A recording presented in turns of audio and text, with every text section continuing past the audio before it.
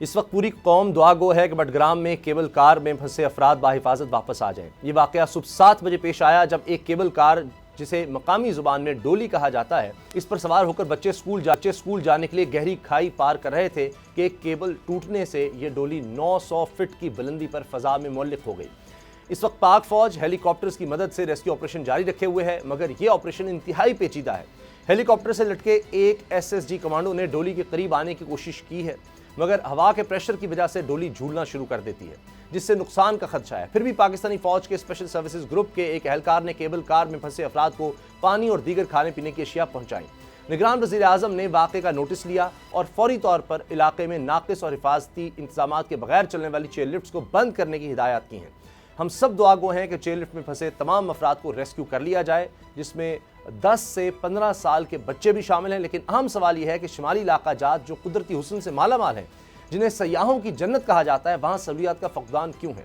یہ واقعہ بھی ایسی ہی نااہلیوں کی داستان سنا رہا ہے۔ نگران وزیر اعظم نے ناقص اور حفاظتی انتظامات کے بغیر چلنے والی چیئر لفٹس کو بند کرنے کی ہدایت کر کے اچھا کیا، مگر کیا ہی اچھا ہو کہ وہ یہاں کے لوگوں کے اس درینہ مسئلے کو حل کرنے کے لیے کسی پل بنانے کا بھی اعلان کرتے تاکہ یہ مسئلہ مستقل بنیادوں پر حل ہو سکے۔ اور دوسرا سوال ریسکیو اداروں پر بھی اٹھتا ہے جن کے پاس ایسے حالات سے نمٹنے کی تربیت ہے نہ ایسے آلات۔ اس کا ذمہ دار کون ہے، حل کون نکالے گا؟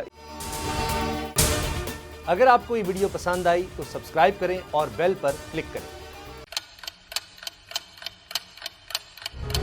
آپ لوگ اس ملک پاکستان میں آزاد ہیں۔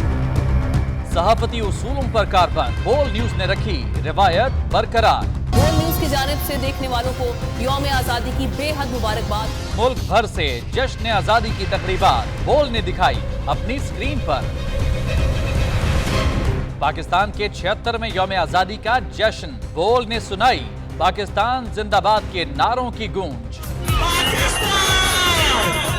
بول کی سب سے بڑی ٹرانسمیشن میں پاکستان کا نام روشن کرنے والوں نے دیے قوم کو پیغامات۔ بے پناہ مشکلات کا سامنا کر کے اس ملک کو حاصل کیا۔ آزاد قوموں کو بہت سی قربانیاں دینی پڑتی ہیں۔ 76 واریوں میں آزادی کا دن جوش و خروش کے ساتھ منایا، کیونکہ زندہ باد پاکستان یہ ہے بول کی پہچان۔